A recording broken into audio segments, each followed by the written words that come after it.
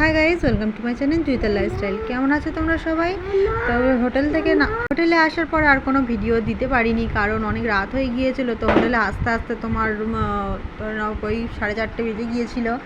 এসে যা করেই ব্যাগ ট্যাগ রেখে একটু ফ্রেশ ট্রেশ হয়ে আর ফের সকাল সকালেই ধরতে গেলে এখন এই 6টা মতো বাজেই সবাই ওরা রেডি হয়ে গিয়েছে, আমিও রেডি হয়ে গিয়েছি। এই রুমগুলো একটু ঘুরে ঘুরে দেখাচ্ছি। ওটা ব্যালকনি ছিল, আর এটা হচ্ছে কি আমাদের রুম, একটা বাথরুম আছে।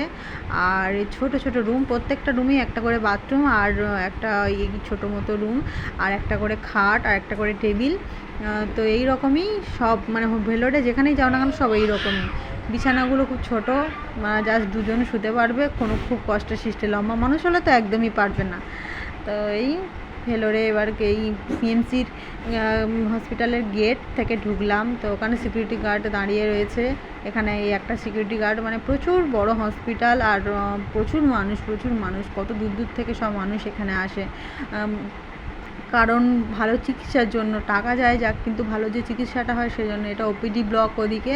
আমি ফার্স্ট আসলাম, এই প্রথমবার।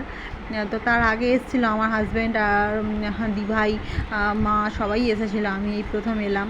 তো এখানে এসেছি যেই কারণে সবার ডাক্তার দেখানোর জন্য, সবার কিছু না কিছু শরীরের অসুবিধার জন্য তো সবার আসা হয়েছে। তো আমার বাবু খুব কম কথা বলে, কথা বলতো না, সেজন্য এখানে আসা হয়েছে। তো ওর আর মিষ্টুর আজকের ডাক্তার দেখানোর ডেট সকাল 7টায়। তো মিষ্টুকে মা নিয়ে প্রথমে চলে এসছে। আমরা তো মাকে খুঁজে পাচ্ছি না, ফোন করছে, বলছে আমি এখানে আছি। তো আমরা সেই জন্যই যাচ্ছি। তো এবার বাবুর একটু পরে ডাক্তার দেখাবো। আর মা হচ্ছে কি এই বিল্ডিংয়ে আছে, ডান সাইডের এই বিল্ডিংটায়। আর বাঁ সাইডে যে বিল্ডিংটা, এটা হচ্ছে কি বাবুর ওখানে ডাক্তার দেখানোর হচ্ছে কি অ্যাপয়েন্টমেন্ট পড়েছে। তো প্রচুর বড় হসপিটাল। শুধু এখানে না, আর একটা আছে ওদিকে রানীপিঠ ক্যাম্পাস, সেটা তো আমরা প্রথমে জানতাম না। তো এটা নতুন হয়েছে, সেখানেও যখন যাব সেটাও শেয়ার করবো আপনাদের সাথে।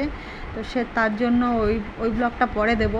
প্রথমে হচ্ছে কি এই বাবুকে নিয়ে চলে এলাম। এবার ওই মারা যেখানে আছে, মিষ্টু আর মা, তো মিষ্টুর ডাক্তার দেখানোর জন্য এখনও বসে আছে, এখনও হয়নি। কখন এসেছে এখনও হয়নি।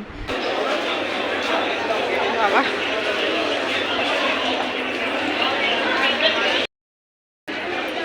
এই এই এই এই এই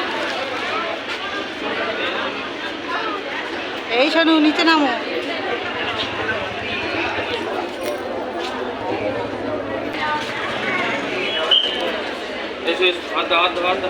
এই তো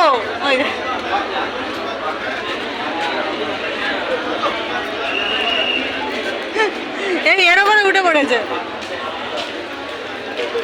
বড় করে উঠে পড়েছে পুরো।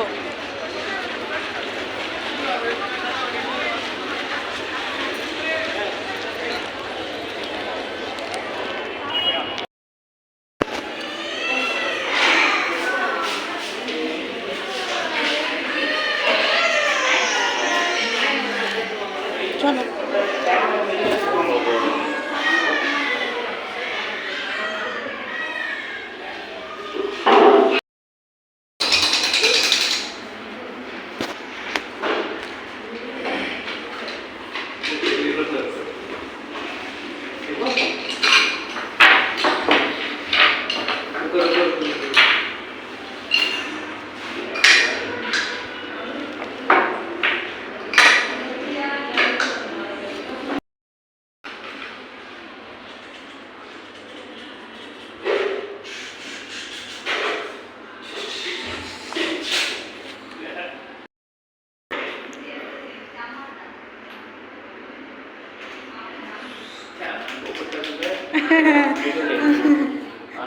বাবানের ডাক্তার দেখানো হয়ে গিয়েছে। এবার রুমে চলে এসেছি, মারা ওখানে আছে।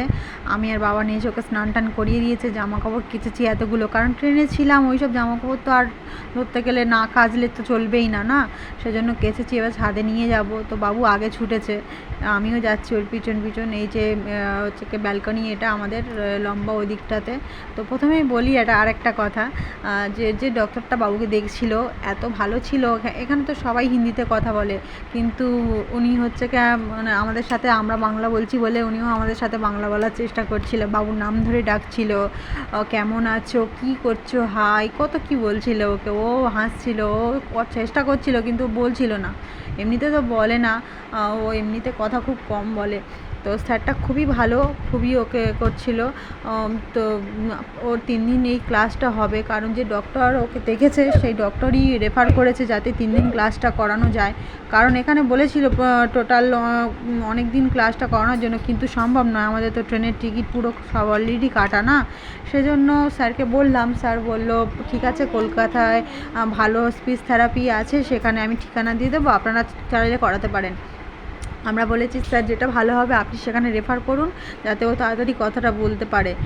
তখন স্যার বলছে আপনারা কী করে বুঝলেন যে এত ছোট বাচ্চা, এই 2 বছর বয়সী বাচ্চা এখনও কথা বলতে পারছে না? আপনাদেরকে সত্যিই খুব ভালো বলতে হয় যে এই বয়সে আপনারা ওকে এখানে এনেছেন, কারণ অনেক বাবা মাই তো দেরি করে নিয়ে যায় 5-6 বছর হলে। তো সেজন্য স্যার খুব আমাদের করছিল। আর তাছাড়া হচ্ছে আমাদের সবার ডাক্তার দেখানোর জন্যই এখানে এসেছি। আর হচ্ছে কালকে ওর ক্লাস আছে, নিয়ে যেতে হবে। আপনারা তো দেখলেন যে ছাদের ভিউটা কত সুন্দর, পুরো পাহাড় দেখা যাচ্ছে একদম ছাদে থেকে, পুরো কাছাকাছি একটুখানি। তো রুমে আবার চলে এলাম, ওপরে খুব রোদ, জামা কাপড়গুলো দিয়ে রুমে এবার চলে এলাম। তো এখানে তো কি বলুন তো, অনেকে রান্না করেও খেতে পারে, আবার অনেকে ভাড়া জিনিসও নিয়ে রেখে খেতে পারে। তো আমরাও কিছু জিনিস নিয়েছি, কারণ বাচ্চারা আছে সেজন্য একটা গ্যাস, কড়া, 3-4টে থালা, হাঁড়ি, 2টো চামচ, বাটি একটা, এরকম করে অনেক কিছু নিয়েছি। তো আজকে এই যে মাংস রান্না করেছি আলু দিয়ে, আর ভাত করেছি, গাজর, বিনস, ফুলকপি, আলু দিয়ে একটু ভাজা করেছি একটা, আর হচ্ছে গিয়ে এই এবার দুপুরে খেয়ে নেবো। তো ভিডিওটা ভালো লাগলে লাইক, কমেন্ট, শেয়ার ও সাবস্ক্রাইব করে দেবেন।